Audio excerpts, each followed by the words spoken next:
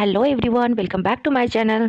तो हम लोग पढ़ रहे हैं क्लास 9 की एनसीईआरटी द फ्रेंच रेवोल्यूशन की एक्सप्लेनेशन। तो आज के इस वीडियो में हम लोग जानेंगे the condition of women in French society. तो फ्रेंच सोसाइटी में वुमेन की क्या कंडीशन थी और उन्होंने जो फ्रेंच रेवोल्यूशन हुआ उसमें कैसे पार्टिसिपेट किया और उन्हें क्या क्या उसमें सफलता मिली। तो फ्रेंच सोसाइटी में जो वुमेन थी उसमें जो वेल्दियर फैमिली की वुमेन आती थी और जो थर्ड इस्टेट के फैमिलीज़ की वुमेन आती थी, उनकी जो लाइवलीहुड थी, उनके डेली की दिनचर्या होती थी, उसमें काफ़ी डिफरेंस था। जो थर्ड इस्टेट की वुमेन थी उन्हें वर्क करना पड़ता था अपनी लिविंग के लिए, जैसे कि वे फ्लावर बेचती थी, फ्रूट्स वेजिटेबल बेचने का काम करती थी।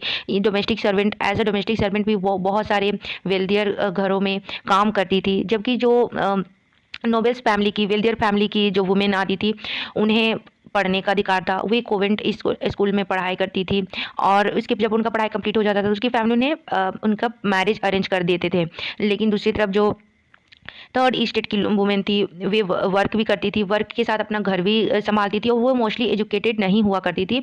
उन्हें जैसे कि घर के जितने भी काम होते थे उन्हें करना पड़ता था। जो भी वो वर्क करती थी उसमें भी उन्हें एज कम्पेयर टू मेन उन्हें कम वेजेस दी जाती थी। तो ये सारी कंडीशन थी वहाँ की वुमेन की। अब हम लोग जानेंगे कि फ्रेंच रेवोल्यूशन में वुमेन का क्या पार्टिसिपेंट था और उन्हें क्या क्या सफलता मिली, उनकी जो स्थिति थी उसमें क्या कोई सुधार आया या उसी तरह रही। तो थ्रू आउट जो फ्रेंच रेवोल्यूशन हुआ उसमें वुमेन का बहुत ही एक्टिव पार्टिसिपेंट था।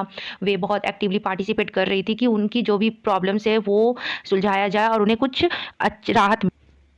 तो वुमेन की जितनी भी वॉइस थी, उनके जितने भी इंटरेस्ट थे, उसके बारे में डिस्कस करने के लिए उन्होंने अपने खुद की पॉलिटिकल क्लब बनाई, बहुत सारे खुद के न्यूज़पेपर चलाएं ताकि उनकी जो भी इश्यूज़ हैं वे खुद में डिस्कस कर सके और जो भी उनकी प्रॉब्लम्स है वो सारी वुमेन के पास जाए और वो सारी एक्टिवली पार्टिसिपेट करे डिस्कशन में। वुमेन की जो मेन डिमांड थी वो थी कि उन्हें भी इक्वल पॉलिटिकल राइट मिले एज जैसे कि मेन को मिला है।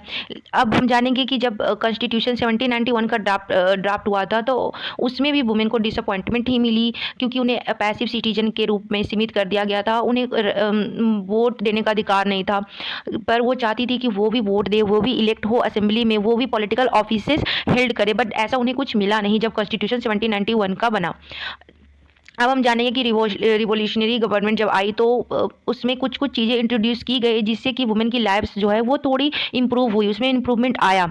जैसे कि उन्होंने स्टेट स्कूल बनाए और जितने भी गर्ल्स थे उसके लिए स्कूल कंपलसरी कर दिया गया। अब जो उनके फादर थे उन्हें कोई भी मैरिज में उनके मर्जी के अगेंस्ट उन्हें फोर्स नहीं कर सकते थे। अब मैरिज को एक सिविल लॉ के अंडर लाया गया कि मैरिज अब कॉन्ट्रैक्ट में रजिस्टर करके ही होगी। डाइवोर्स को लीगल बना दिया गया। इवन मेन एंड वुमेन दोनों ही इक्वली इस डाइवोर्स के लिए अप्लाई कर सकते हैं। वुमेन अब जॉब के लिए भी ट्रेन कर सकती हैं, वे छोटे मोटे बिजनेस भी चला सकती है। तो ये सारे कुछ कुछ जो इम्प्रूवमेंट है उनकी लाइफ में वो रिवोल्यूशनरी गवर्नमेंट जब आई तो उनमें दी गई। लेकिन अब हम जानेंगे कि जब ड्यूरिंग रीन ऑफ टेरर का जब समय आया तो उसमें वुमेन की क्या स्थिति रही। तो जब रीन ऑफ टेरर का समय आया तो नई जो गवर्नमेंट आई उसने लॉ इशू किए और जितने भी वुमेन के जो क्लब थे वो पॉलिटिकल एक्टिविटीज सभी को बैन कर दिए गए।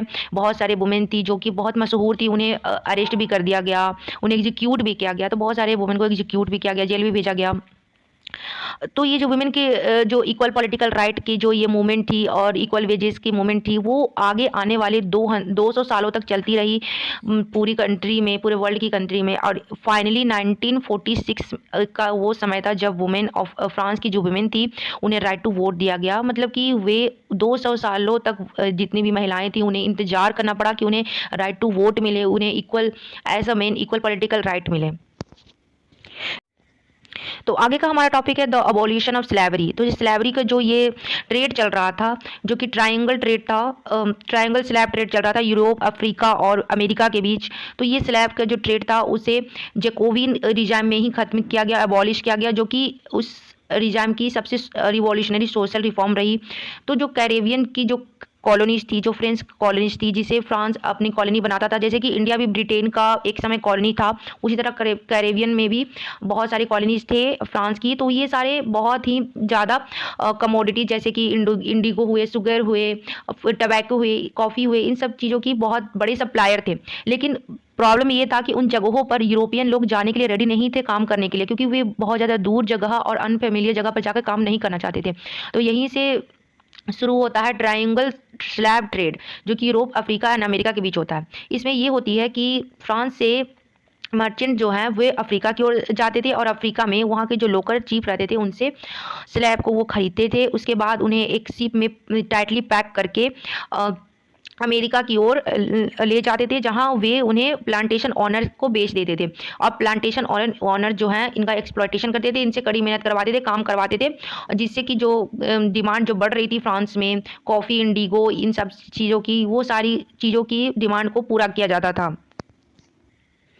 तो जब नेशनल असेंबली बनी तो वहाँ पर एक लॉन्ग डिबेट हुआ कि स्लेवरी को अबॉलिश किया जाए कि नहीं, कि जो ये मेन को जितने भी राइट मिले हैं वे सारे फ्रेंच कॉलोनीज़ के जो मेन हैं सब्जेक्ट हैं उन्हें भी ये राइट दिया जाए, वहाँ तक भी ये राइट एक्सटेंड की जाए या नहीं। पर वे जितने भी वेल्थियर बिजनेसमैन थे उनसे उनके डर के वजह से, उनके अपोजिशन की वजह से वे लॉ पास नहीं कर पाए, क्योंकि जितने भी बिजनेसमैन थे उनका इनकम स्लैब ट्रेड्स पर ही डिपेंड करता था।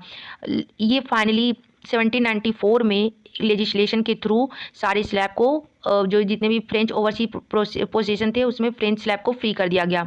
लेकिन ये जो मेजर था ये शॉर्ट टर्म था, क्योंकि जैसे ही नेपोलियन आया 10 साल बाद उसने फिर से री इंट्रोड्यूस कर दिया स्लैवरी को, और फाइनली स्लैवरी का फ्रेंच कॉलोनीज में अंत हुआ 1848 में।